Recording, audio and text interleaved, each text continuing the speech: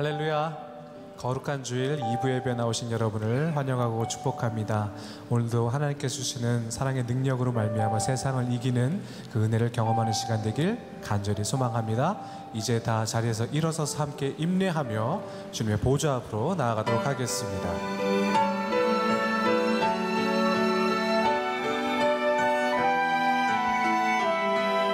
주의 임재 앞에 잠잠해.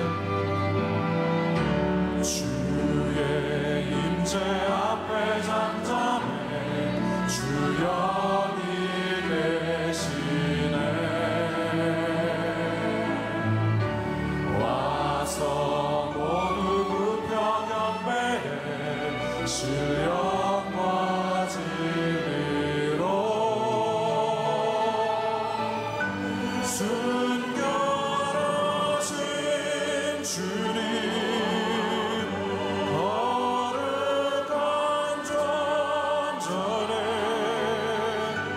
주의 임재 앞에 잠잠해.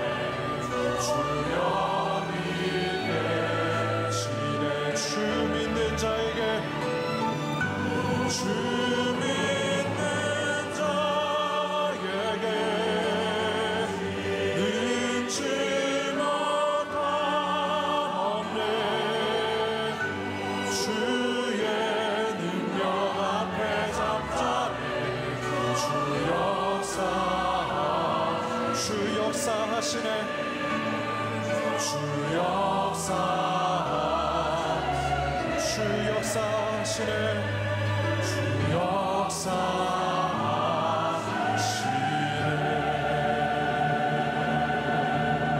기도하겠습니다. 말할 수 없는 그의 은사로 말미암아 하나님께 감사하노라. 거룩한 주일 아침 만나의 권속들을 성소로 모이게 하셔서 하나님을 예배하게 하시니 감사합니다. 이 시간 우리를 에워싸는 상황과 환경과 조건들을 넘어서서 오직 우리의 삶을 받으시고 예배 받으시는 하나님만 바라보며 경배하오니 우리의 예배를 기뻐 받아 주옵소서. 살아계신 예수 그리스도의 이름으로 기도합니다. 아멘. 교동문 7번을 함께 교독하시겠습니다. 여호와여, 어느 때까지니까 나를 영원히 잊으시나이까? 나의 영혼이 번민하고 종일토록 마음에 근심하기를 어느 때까지 하오며,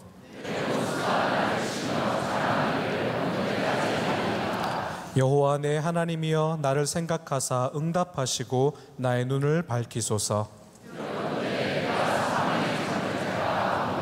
두렵건대 나의 원수가 이르기를 내가 그를 이겼다 할까 하오며, 나는 오직 주의 사랑을 의지하여 싸우니, 다같이 내가 여호와를 찬송하리니 이는 주께서 내게 은덕을 베푸심이로라. 아멘. 다 자리에 앉으셔서 찬송가 456장 거친 세상에서 실패하거든 함께 찬양하겠습니다.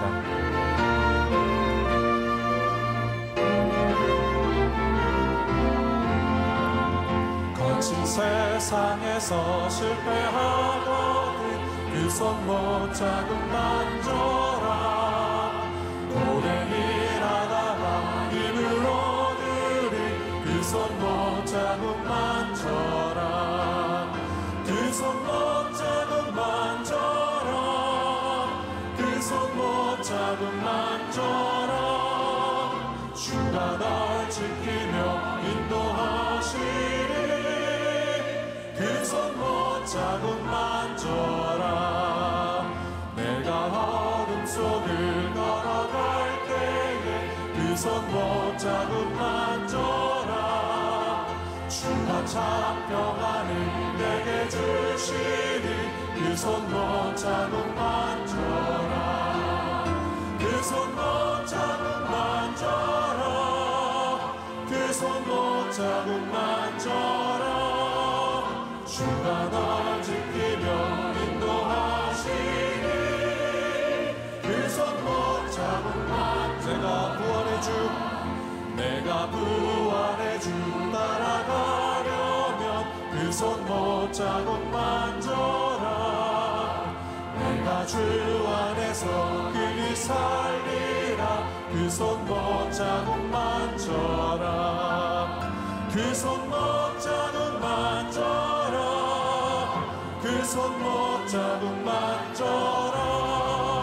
주가 널 지키며 인도하시니 그 손 못.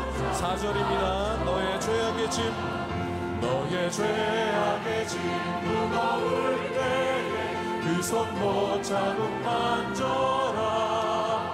마음 문 열고서 주를 모셔라. 그 손 못 자국 만져라. 그 손 못 자국 만져라. 그 손 못 자국 만져라. 주가 널 지키며 인도하시니 그 손 못 자국 만져라. 아멘. 세상의 유혹과 시험이 다가올 때 주님께서 우리들에게 주시는 그 사랑의 능력으로 넉넉히 이기게 됨을 믿습니다. 믿음으로 간구하며 함께 찬양하며 나아가도록 하겠습니다.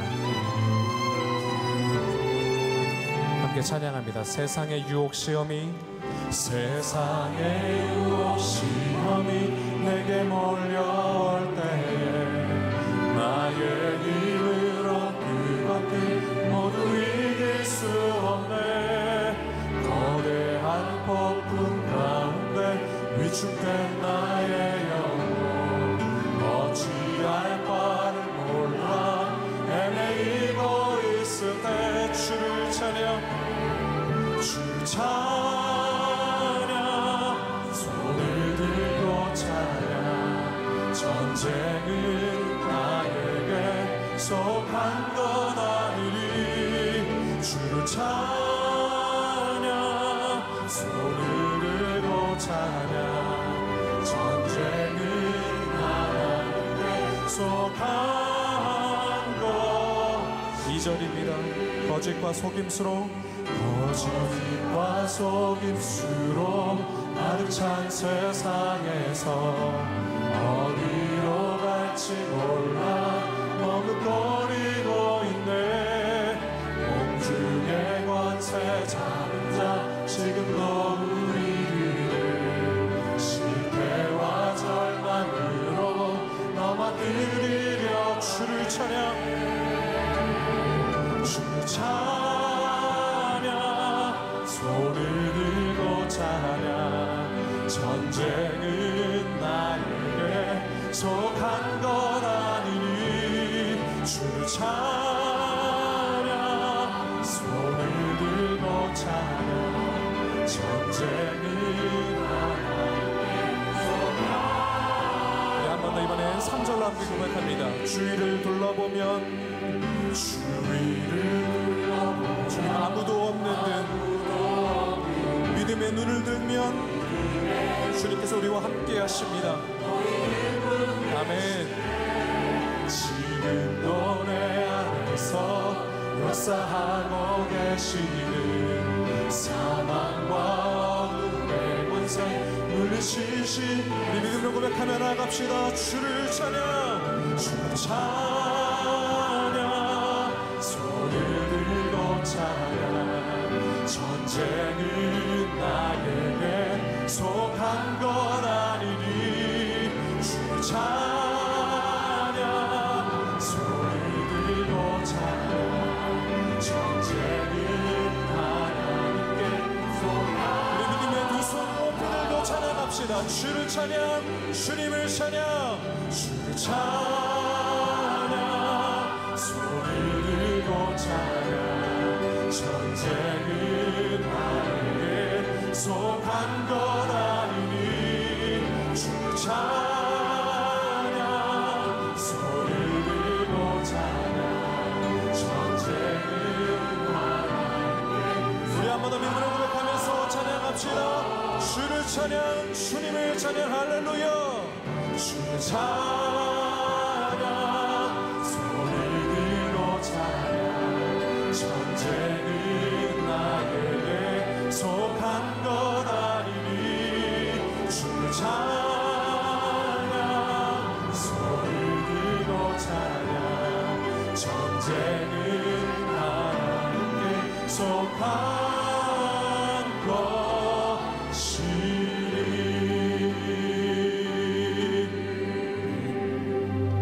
우리 기도합니다. 하나님, 이 찬양의 고백과 같이 전쟁은 오직 하나님께 속해 있는 줄 믿습니다. 믿음으로 나아가는 우리들, 이미 이겨놓고 싸우는 거룩한 주의 군사들임을 믿음으로 선포합니다. 오직 사랑의 능력으로 이 세상을 이기고도 남을 지혜와 권능의 능력으로 임하여 주옵소서.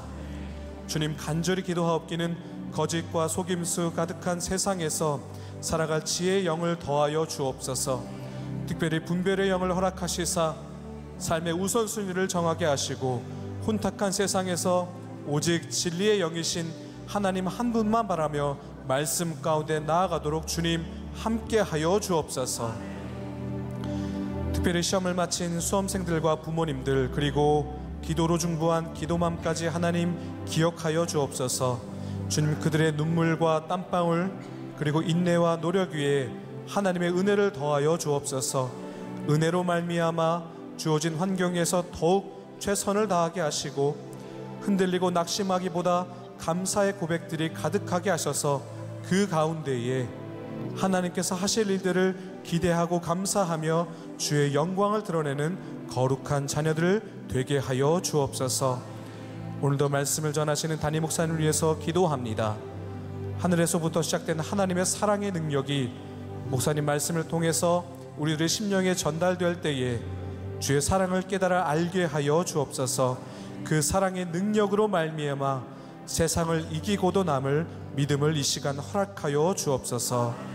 사랑 많으신 예수 그리스도의 이름으로 간절히 기도드립니다. 아멘.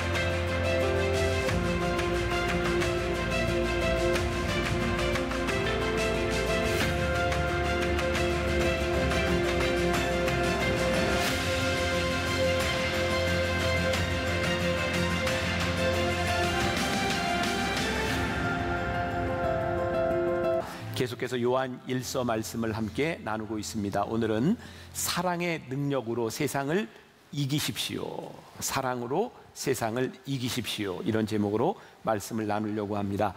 지난주 추수감사절 다른 말씀을 나누었고요. 그 전주의 말씀 가운데 어떤 말씀이 여러분들에게 남아있는지 모르겠지만 제가 중요한 말씀으로 16절의 말씀, 3장 16절의 말씀이었죠. 그가 우리를 위하여 목숨을 버리셨으니 우리가 이로써 사랑을 알고 우리도 형제들을 위하여 목숨을 버리는 것이 마땅하니라. 우리들에게 이 사랑에 대한 마땅하니라 이렇게 말씀을 하셨는데 그 마땅함이 우리들에게 쉽지 않구나 이런 말씀을 나누었습니다. 오늘은 어쩌면 이 사랑의 능력이라는 것이 우리 크리스찬들의 정체성을 통해서 어떻게 능력으로 나타나는가 이 말씀을 나누려고 합니다. 저에게 떠올랐던 여러분 잘 아는 시가 있죠. 김춘수 시인의 꽃이라는 시가 있습니다. 내가 그의 이름을 불러주기 전에 그는 다만 하나의 몸짓에 지나지 않았다. 내가 그의 이름을 불러주었을 때 그는 나에게로 와서 꽃이 되었다. 아시는 시죠? 우리들이 이름을 불러주지 않았을 때는 한낱 몸짓에 지나지 않았지만 이름을 불러주었을 때 나에게로 와 꽃이 되었다. 우리가 크리스찬이라고 하는 이 정체성, 우리로 하여금 하나님의 자녀되게 하는 그 무엇일까? 그것은 바로 사랑에 대한 이야기고 오늘 요한 사도는 이렇게 공동체를 부르고 있습니다. 사랑하는 자들아. 사랑하는 자들아, 한번 가만히 생각해 보세요. 사랑하는 이라고 하는 말이 무슨 의미일까요? 누군가 사랑을 하는 사람이구나, 그런 의미일 수도 있고, 내가 너를 사랑하는 자들아, 이런 의미일 수도 있습니다. 영어 성경 NIV 성경에 보면 Dear Friend, 그러니까 우리가 사랑하는 여러분, 제가 이렇게 부를 때 그런 의미일 수도 있어요. 그런데 본래 오래된 성경에 보면은 Beloved라고 되어 수동태로 되어 있어요. 제가 독일어 성경을 보니까 이 사랑하는 자들을 겔립테라고 쓰고 있습니다. 수동태로 쓰고 있어요. 이게 무슨 말일까요? 사랑을 받은 자, 이게 우리의 정체성이라는 말입니다. 제가 참 부끄럽지만 지난주에 주일날 아침에 일어났을 때 깜짝 놀랐습니다. 늦게 일어났어요. 벨이 안 울렸어요. 제가 자면서 이렇게 생각했습니다. 벨이 울릴 때가 됐는데 안 울린다. 그리고 일어나 보니까 시간이 6시가 넘어갔는데 핸드폰 알람을 보니까 주말에는 안 울리는 것이 되어 있더라고요. 깜짝 놀라고 제가 일어나서 예배 준비를 하고 나왔어요. 그래서 제가 바로 확인을 하고 메일로 이렇게 바꿔놨습니다. 오늘 아침에 잠자면서 깰 때가 됐는데, 시간이 꽤 됐는데 일어나 보니까 6시 반이었어요. 깜짝 놀랐어요. 제가 지금 나가 있어야 될 시간인데, 그래서 핸드폰을 확인을 해보니까 제가 누가 이렇게 눌러놨는지 모르지만 공휴일은 제외가 이렇게 딱 돼 있는 거예요. 오늘 그것까지 해제를 하고, 그리고 늦은 시간 어머니 기도실에서 제 속에 이렇게 자책하는 마음이 있는 거예요. 내가 예배를 잘 준비해야 되는데 이렇게 늦게 나와서 내가 어떻게 예배를 준비하나, 이렇게 어머니 기도실에 스스로 자책하는 마음으로 기도를 하고 있는데, 정말 우리들 쉽게 그냥 농담처럼 했던 말이 떠오르는 거예요. 하나님께서 사랑하는 자들에게 잠을 주시나니. 와, 진짜 하나님이 나를 사랑하시는구나. 왜냐하면 지난주, 요번주 제가 너무 힘들었거든요. 사실은 지난주에 사부 예배까지 설기가 너무 힘든 몸을 가지고 지금 이 연말을 지나가고 있는데, 내가 하나님의 사랑을 입었구나. 하나님이 오늘 이 말씀 전하라고 나에게 잠을 주셨구나. 그래서 제가 길티 필링을 다 잊고 사랑받은 자로 여기 서 있습니다. 우리들이 하나님 앞에 사랑을 받는다고 하는 것이 우리들에게 얼마나 귀한 일이고, 과거의 사랑을 받은 우리가 지금도 하나님의 사랑을 입고 내일도 하나님의 사랑을 입을 것을 우리들이 확신하기 때문에 우리들에게 찾아오는 능력이 무엇일까? 요한일서 3장 11절에 우리는 서로 사랑할지니 이는 너희가 처음부터 들은 소식이라. 그러니까 요한은 계속해서 공동체에 이야기하는 거예요. 너희들이 하나님의 사랑을 받았으니 너희들이 사랑하는 것이 마땅하니라. 이것이 너희의 정체성이니라. 그런데 오늘 말씀에 사랑받는 우리들이 하나님을 믿는데 분별해야 될 것이 있다. 오늘 굉장히 중요한 말씀이에요. 1절 말씀 다시 봅니다. 사랑하는 자들아, 영을 다 믿지 말고 오직 영들이 하나님께 속하였나 분별하라. 많은 거짓 선지자가 세상에 나왔습니다. 여기 영을 다 믿지 말라. 우리 크리스찬들을 제일 혼돈케 하는 일 중에 하나가 우리가 흔히 듣는 말이에요. 영적이다, 이런 말입니다. 영적이다. 누군가 내가 영적으로 이야기하는데 이런 말을 하면 영적으로 성숙하지 못한 우리는 그 말들에 대하여 굉장히 소극적이 되기도 하고 두려움을 갖기도 합니다. 성경은 우리들에게 말씀합니다. 영적이라고 하는 말에 대하여 너희들이 분별이 필요하다. 너희들이 함부로 믿지 말고 분별해야 되는 기준이 있는데, 그게 뭐냐면 그 영이 하나님께 속하였는가 분별하라는 거예요. 오늘 말씀 굉장히 중요합니다. 누군가 영적이라고 이야기를 할 때 이것이 하나님께 속하였는가? 그럼 하나님께 속하였다고 하는 것을 우리들에게 어떻게 알 수 있는가? 그것은 하나님과의 교제 가운데 있는가? 그러면 하나님과 교제 가운데 있다고 하는 것을 어떻게 알 수 있는가? 자, 제가 앞으로 쭉 풀어나가겠지만 A.W. 토저의 책 하나님을 향한 열정에 보면 이런 글귀가 나와 있어요. 여러분들이 한번 들어봄직합니다. 어떤 이들은 위로를 얻기 위해 교회에 간다. 평안과 위로를 얻기 위해 교회에 가라고 권하는 사람들도 있다. 그러나 교회는 위로를 찾는 곳이 아니다. 구원을 주는 복음을 듣는 곳이다. 위로받는 것과 구원받는 것은 너무나 다르다. 위로를 얻었지만 결국에 지옥에 가는 사람도 있다. 반면 자신의 죄를 깨닫고 심한 가책과 두려움을 느끼지만 회심하여 결국 천국에 가는 사람도 있다. 우리는 설교를 들으며 설교자가 우리를 위로해 주기를 요구한다. 어린아이들처럼 위로받고 평안해지기를 원한다. 그러나 내 경우를 말할 것 같으면 지금이라도 나의 가장 나쁜 점을 깨달아 늦기 전에 고치기를 원한다.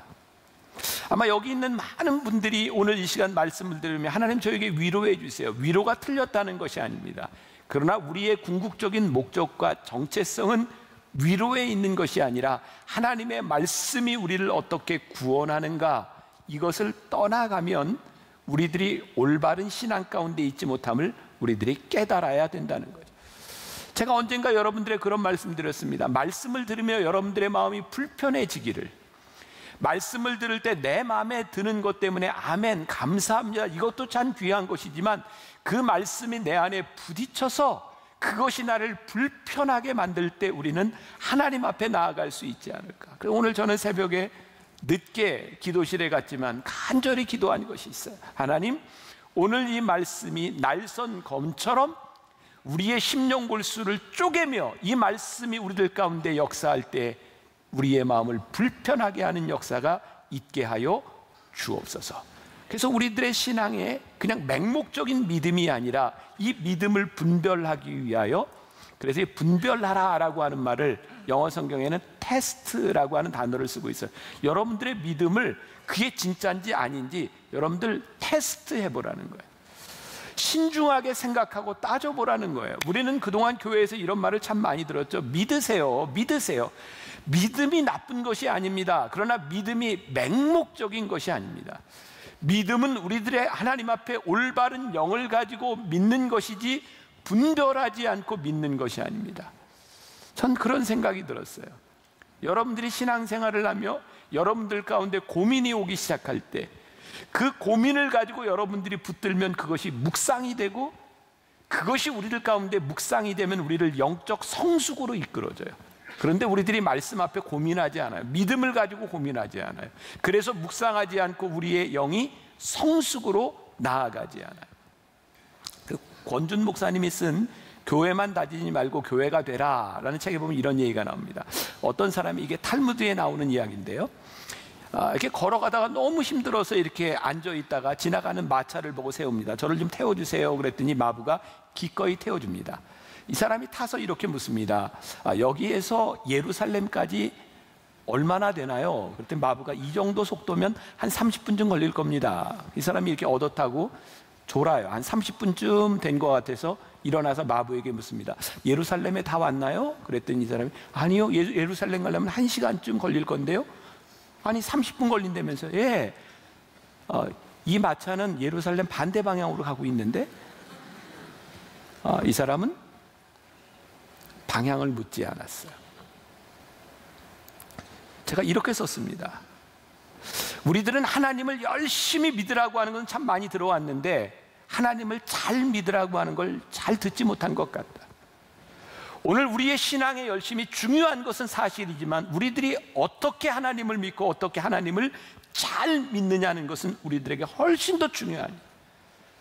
지난 금요일에 시선이라고 하는 노래를 지은 김명선 간사가 우리 교회에 와서 금요일에 간증을 했습니다. 옆에 가까운 할렐루야 교회의 찬양사역자인데 저는 그런 아픔이 있었는지 몰랐어요. 지난해 30대 후반에 남편을 암으로 잃었습니다.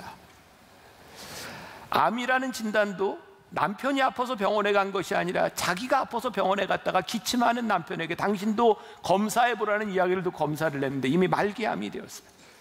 이 상황을 어떻게 해결할까요? 근데 하나님께서 말씀을 주셨대요.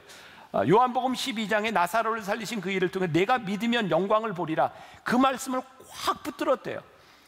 그리고 영광 프로젝트라는 것을 가지고 교인들과 함께 기도하며 확신을 가지고 하나님이 낫게 해서 영광을 주시리라고 하는 것을 믿고 기도했는데, 물론 주어진 시간보다 오래 살기는 했지만 지난해 병원에서도 손댈 데가 없어서 호스피스, 말기암 호스피스에 가서 세상을 떠나는 그 남편을 바라보면 너무너무 혼란스러웠다.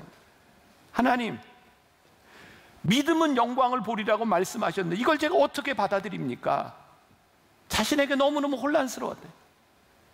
그런데 그 말씀을 가지고 묵상하다가 깨닫게 된 게, 내가 믿으면 영광을 보리라 이 말씀 가운데 깨닫게 한 것이, 하나님께서 이 남편을 통해서 생명을 연장시키는 기간을 통해서 하나님이 남편을 얼마나 영광스럽게 하시고 그의 고백을 듣게 하시고, 하나님께서는 그의 남편을 영광스럽게 하나님 나라에 데려가셨는데, 나는 영광을 보리라 라고 하는 것을 내가 원하는 시점에 살아나리라고 보고 있었구나, 그것을 깨닫게 되었다는 거예요.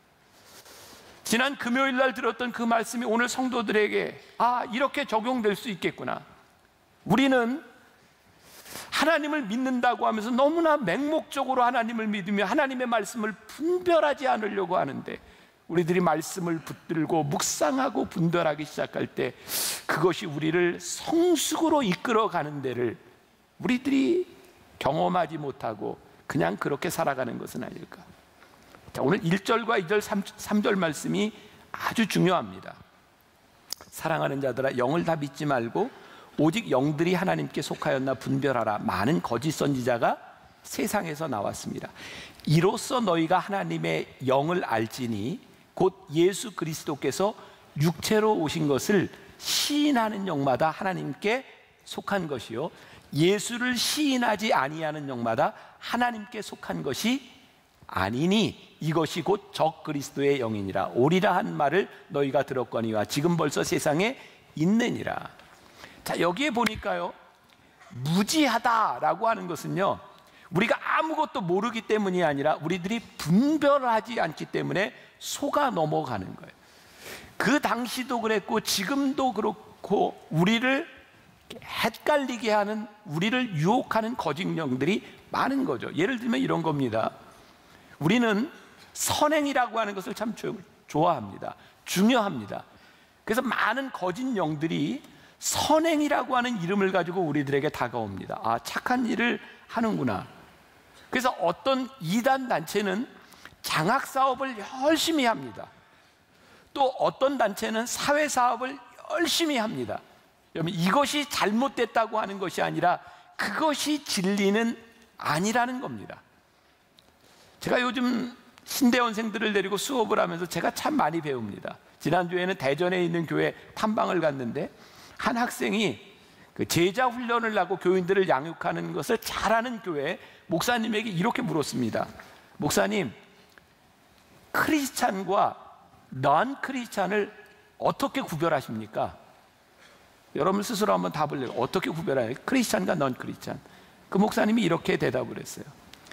크리스찬은 내 삶의 주인이 예수 그리스도시라고 고백하는 사람이고, 넌 크리스찬은 아직도 삶의 주인이 자신인 사람은 넌 크리스찬입니다. 외적으로 우리들에게 나타나는 그 무엇이 아니라 우리들의 삶의 주인이 누구냐, 구주가 누구냐를 고백하느냐에 따라 크리스찬과 넌 크리스찬이 구별되는 겁니다. 세상 사람들은 상식이라는 잣대를 가지고 무언가를 평가하려고 합니다. 그래서 우리가 믿는 이 기독교, 우리가 믿는 이 신앙을 상식선에서 설명하려고 합니다. 그래서 선행을 행하는 윤리적인 종교, 혹은 우리들의 눈에 보이는 기적이 일어나는 기적의 종교로 우리가 믿는 하나님, 우리가 믿는 종교를 폄하하려고 합니다. 여러분, 예수를 믿음으로 우리가 선행을 합니다. 예수를 믿음으로 우리들 가운데 기적이, 신유의 역사가 일어납니다. 그러나 그것이 다가 아닙니다. 그래서 사도 바울은 고린도전서 1장 18절에서 십자가의 도가 멸망하는 자들에게는 미련한 것이요 구원을 받는 우리에게는 하나님의 능력이라 그랬어요. 세상에 속한 상식으로는 이게 이해가 되지 않는 거예요. 십자가의 도가 미련해 보이는 거예요. 근데 이 십자가의 도가 가장 분명하게 우리들이 그리스도인인지 아닌지를 분별하게 하는 거예요. 제가 말씀을 준비하며 읽었던 어떤 책에 이런 내용이 있어요. 어떤 사람이 자기가 어렸을 때 보았던 그 목사님에 대한 기억을 가지고 있어요. 이분이 이런 기억을 합니다. 나는 수십 년 그 목사님에 대한 설교를 들으며 목사님이 무슨 설교를 했는지 하나도 기억나는 게 없어.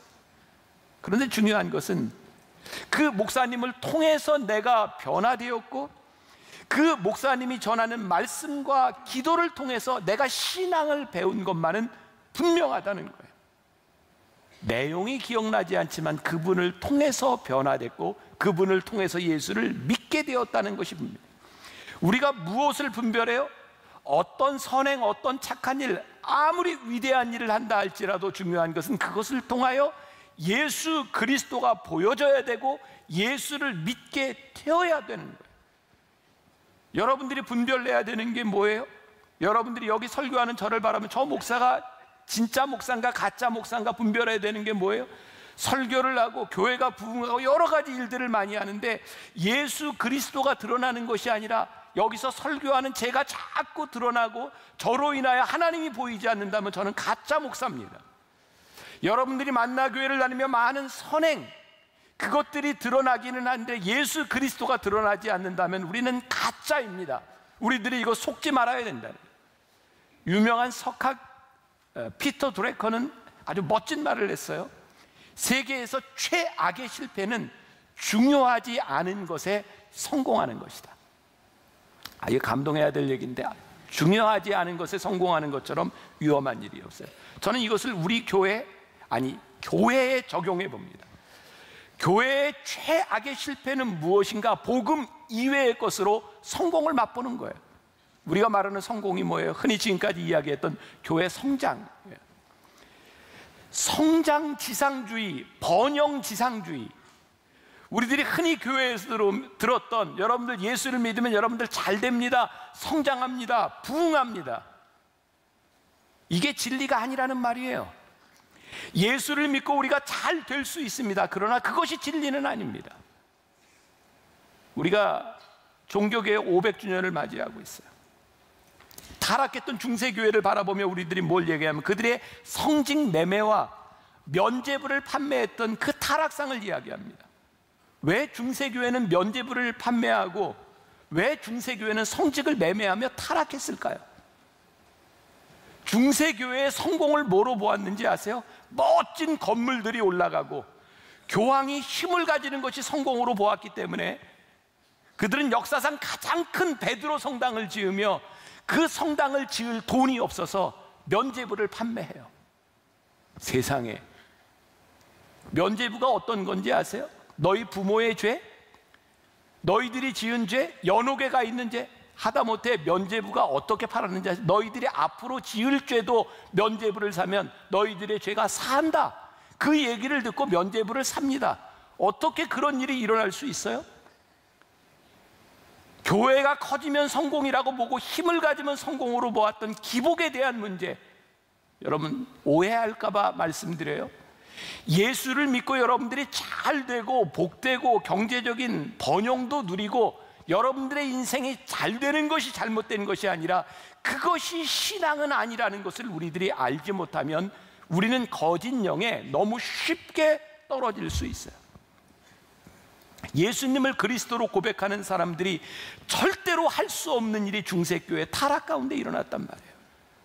교회를 짓기 위해서 면죄부를 팔고 내가 성직에 올라가기 위해서 성직을 매매하는 일들이 일어났다 이 말이에요. 복음의 핵심이 어디 있어요? 우리가 흔히 복음의 핵심 중에 하나를 빌립보서 2장 6절부터 8절까지의 말씀, 케노시스의 복음, 예수님의 복음을 이야기합니다. 그 내용이 뭔지 아세요? 그는 근본 하나님의 본체시나 하나님과 동등됨을 취할 것으로 여기지 아니하시고 오히려 자기를 비워 종의 형체를 가지사 사람들과 같이 되셨고 사람의 모양으로 나타나사 자기를 낮추시고 죽기까지 복종하셨으니 곧 십자가에 죽으십니다. 이것을 우리들이 복음의 핵심으로 믿는데 어떻게 그런 일들이 일어날 수 있으며, 우리가 이것을 복음의 핵심으로 믿는데 어떻게 우리의 인생이 번영하는 것이 그것이 믿음이라고 생각하며 살아갈 수 있느냐. 우리를 변화시키는 것은요 선행이 아닙니다. 하나님의 사랑으로 변화된 우리가 하는 일이 선행인 것입니다. 우리가 혹시 선행으로 사람을 변화시키려고 하는 것은 아닌가? 우리가 믿어야 하는 믿음의 본질을 요한은 분명하게 이야기하고 있어요. 5절과 6절 같이 봅니다. 그들은 세상에 속한 거로 세상에 속한 말을 하며 세상이 그의 말을 듣느니라. 우리는 하나님께 속하였으니 하나님을 아는 자는 우리의 말을 듣고 하나님께 속하지 아니한 자는 우리의 말을 듣지 아니. 진리의 영과 미혹의 영을 이로써 아느니라. 세상에 속한 자들은 세상의 논리로 가요. 하나님께 속한 자는 하나님의 논리로 갑니다. 전 지금 교회에 제일 두려운 게 뭔지 아세요? 교회를 세상의 논리로 보려고 하는. 교회는 하나님을 믿는 사람들이기 때문에 하나님의 논리로, 하나님의 생각으로 볼 때 교회가 바로 설 수 있어요. 다시 한번 짚고 넘어갑니다. 깨끗하고 정직한 사람, 의롭게 행하는 사람, 불의를 보면 참지 못하는 사람, 그 사람들 중에도 하나님의 자녀가 아닌 사람이 있다 이 말이에요. 선행은 우리가 하나님을 믿고 하나님을 믿는 우리들에게서 나오는 것이 되어야 믿음의 행위가 되는 거예요.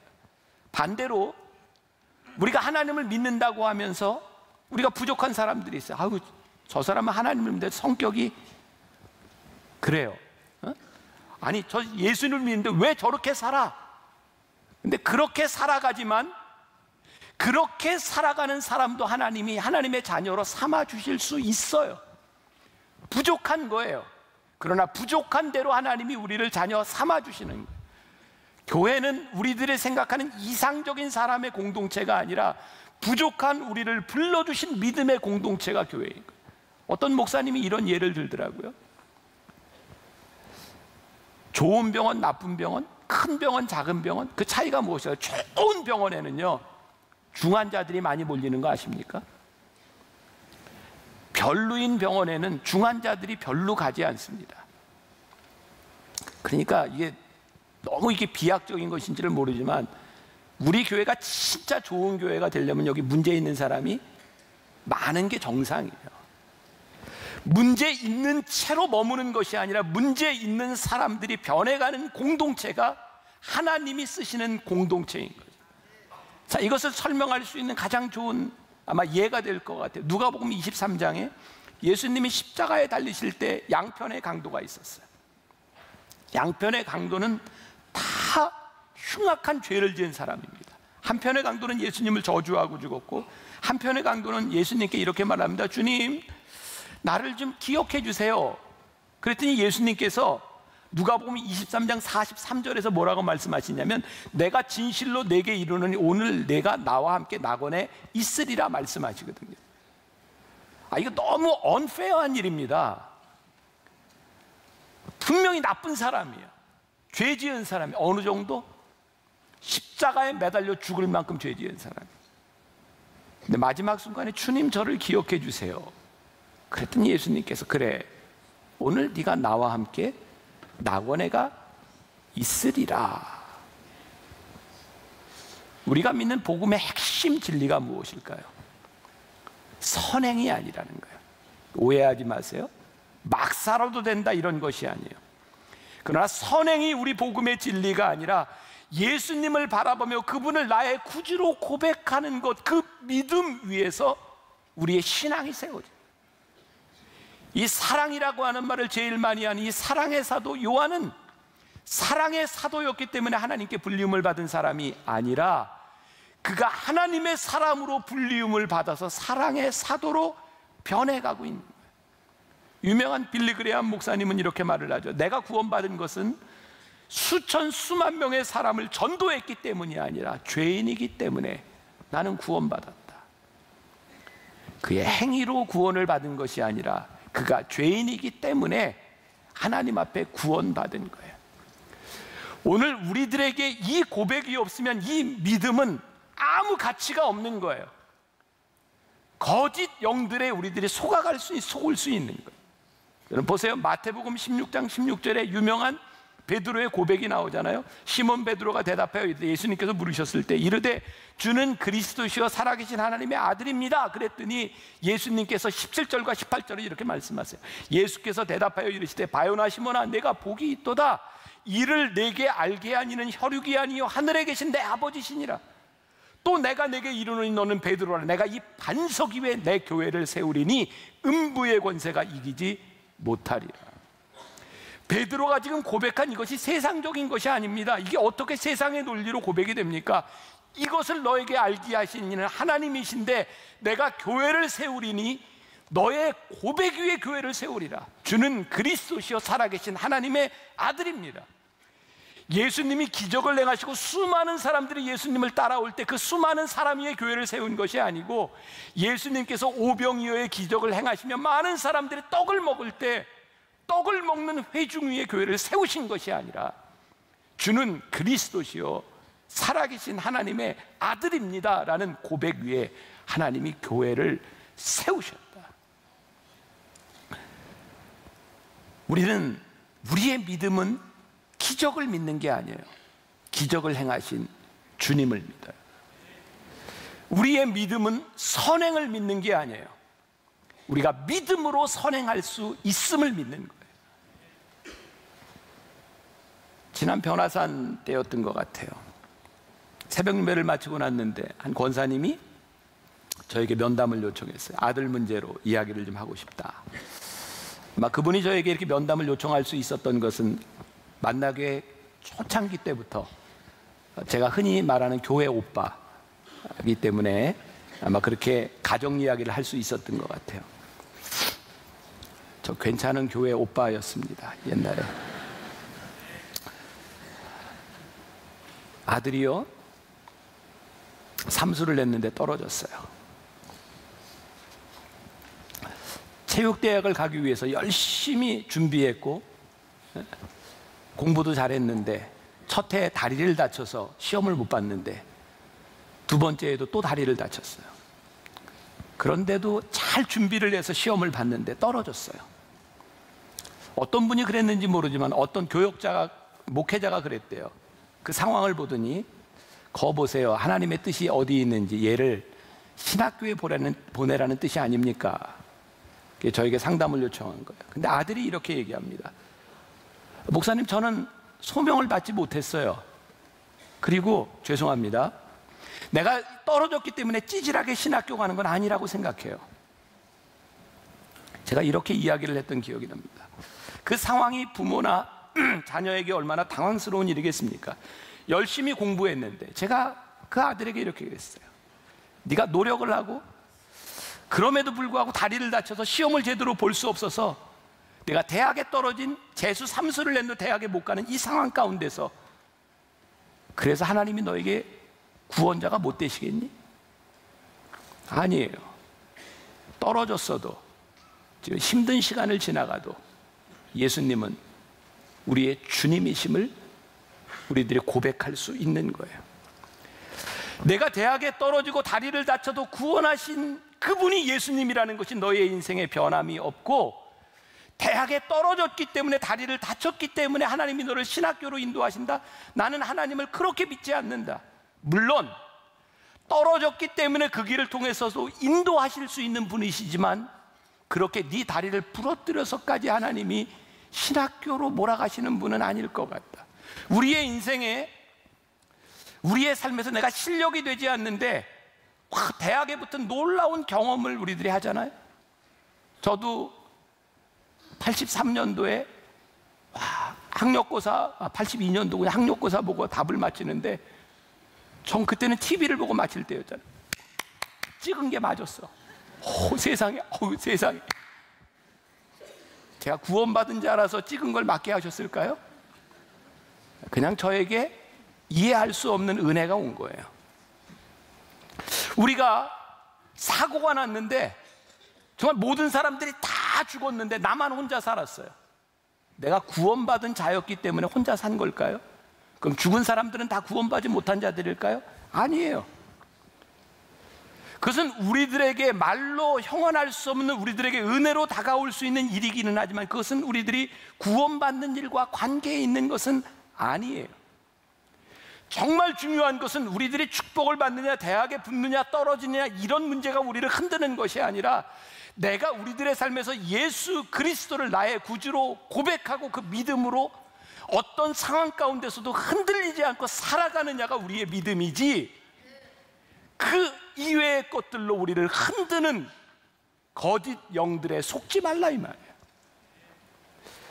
요한일서 4장 4절 말씀 같이 한번 볼게요. 중요한 말씀입니다. 자녀들아, 너희는 하나님께 속하였고 또 그들을 이기었나니 이는 너희 안에 계신 이가 세상에 있는 자보다 크심이라. 이해가 되세요? 우리가 세상을 이길 수 있는 것이 뭔지 아세요? 내 안에 계시는 그분, 내가 믿음으로 고백하는 그분이 세상보다 크신 분이기 때문에 내가 넉넉히 이기는 거예요. 세상에서 우리들에게 다가오는 이들 때문에 우리들이 넘어지고 쓰러지고 우리들이 실망하는 것이 아니라 내 안에 계신 그분이 세상보다 크시기 때문에 우리들이 세상을 이길 수 있는. 계속해서 요한은 빛과 어둠, 죄와 사랑을 계속해서 대비하고 있어요. 빛이 오면 어둠은 물러갑니다. 비겁한 자의 논리가 있습니다. 늘 누구 때문에 물러갑니다. 용감한 자는 어떤 상황에서도 물리칩니다. 우리들이 물러나고 계속 죄 가운데로 우리들이 물러나고 있다고 하면 우리 안에 그분이 넉넉히 이기하시는 그분이 우리들에게 없다는 증거이기도 합니다. 우리는 물리치는 사람들입니다. 여러분, 유신 독재 시절에 우리 고인이 된 김영삼 대통령이 아주 유명한 말을 했죠. 그 단식투쟁하면서 닭의 목을 비틀어도 새벽은 온다. 굉장히 멋진 말을 했어요. 그 고통과 고난과 그 억압 가운데서도 새벽은 옵니다. 진짜가 오면 가짜는 드러나는 겁니다. 여러분, 명품과 짝퉁을 구별하는 제일 좋은 구별은 진품 옆에 짝퉁을 놔보면 드러난다는 거예요. 저 지금도 제가 늘 쿠사리 먹는 것 중에 하나인데, 아마 제가 결혼 기념일 때인가 생일 때인가 해외에 나갔다가 들어오면서 제가 아내한테 안 혼나려고 선물을 좀 사려고 하는데 뭐 이렇게 딱히, 그때 중국이었어요. 살 수가 없었어요. 근데 저와 같이 간 장로님 한 분이, 유명한 장로님입니다. 이름 대면 알만한 저명한 분입니다. 그분이 저에게 그 고민을 듣고 사모님에게 좋은 선물을 사주겠다고 그러더니 북경의 짝퉁시장에 가서 뭐라고 제가 이렇게 상표를 말할 수는 없어요. 무슨 뚱이에요 이렇게. 근데 그걸 저에게 딱 갖다 주면서 이게 진짜 좋은 이 짝퉁인데 이거 갖다 주면 모를 거라고. 그래서 제가 딱 들어오면서 선물로 이거 잘하는 유명한 장로님이 사준 건데 이거 뚱이라고 이렇게 줬더니 제 아내가 딱 보자마자 바느질이 아니래요. 바느질이 너무 조잡하대요. 제가 지금 10년째 그거 가지고 혼나고 있습니다. 사오질 말지. 저는요, 모르겠어요. 제가 이렇게 관심이 없어서 그런지 한 번도 사본 적도 없고, 저는 그래서 그게 진짜인지 가짜인지 구별이 안 되는 거예요. 진짜 앞에서 가짜는 드러나고 진짜를 알면 가짜는 드러나는 겁니다. 우리가 왜 분별하지 못하고 살아가죠? 우리가 왜 세상에 이 복이라고 하는 것, 세상 것들에 대한 축복이라고 하는 것 때문에 왜 우리들의 믿음이 흔들리죠? 왜 우리들이 조금만 시련이 오고 어려움이 다가오면 우리들의 믿음이 흔들리죠? 우리들 안에 계신 그분이 이 세상보다 크심을 우리들이 믿을진데, 사도 바울이 고백한 것처럼 로마서 8장 30절에 그러나 이 모든 일에 우리를 사랑하시는 이로 말미암아 우리들이 넉넉히 이기느니라. 우리를 사랑하시는 이로 말미암아 우리가 넉넉히 이기느니라. Dear friend, 사랑하는 자들아, 아니 beloved, 사랑을 입은 자들아, 내가 너희를 사랑하는 이 사랑으로 너희들에게 말한다. 우리가 혹시 가면을 쓰고 예수를 믿는 것은 아닐까? 우리가 사랑을 이야기하면서도 가만히 보면 누군가 저주하는 말을 하고 있고, 우리들이 용서한다고 이야기하는데 우리는 늘 용서하지 못하는 정당성을 우리들에게 이야기하고 있고, 우리들이 미워하는 것들을 바라면 우리들에게 늘 합당한 이유들이 있고, 말과 행동으로 우리를 속이며 살아가는 것은 아닙니다. 우리가 세상을 넉넉히 이기지 못하는 이유가 있다면 그것이 우리들에게 세상에 속하였다는 거예요. 작은 교회를 누가 도와주며, 어려운 선교단체를 누가 도와주며, 하나님이 교회를 그렇게 이분법적으로 돈 많은 교회와 돈 작은 교회를 그렇게 나누시지 않았고, 돈 많은 교회가, 교인이 많은 교회가 돈이 많아서 호의호식하는 교회들이 아니라, 하나님께서 우리 교회를 세우셨을 때, 우리를 믿음으로 불러주셨을 때 세상의 논리로 보는 것이 아니라 하나님의 눈으로 보도록 우리를 불러주셨는데, 우리가 왜 이렇게 세상의 논리를 가지고 교회의 편을 가르고 세상의 논리를 가지고 바라보고 있는지 너무너무 두렵고 아픈 마음인 거예요. 하나님께서 핏값으로 세워주신, 주는 그리스도의 살아계신 하나님의 아들입니다라고 그 믿음의 고백 위에 세워주신 이 교회가 왜 세상의 논리를 가지고 평가를 받고 이 세상의 논리 가운데 우리가 휘둘려야 되는지, 저와 여러분, 우리가 분명히 묻고 기도해야 되는 게 있다고 생각해요. 우리가 세상을 넉넉히 이길 수 있는 것은 세상의 논리가 아닙니다. 우리 안에, 이 교회 안에 계신 여러분들 안에 계신 예수 그리스도의 능력으로 우리가 넉넉히 이기는 하나님의 사람들이 되시기를 주님의 이름으로 간절히 축원합니다.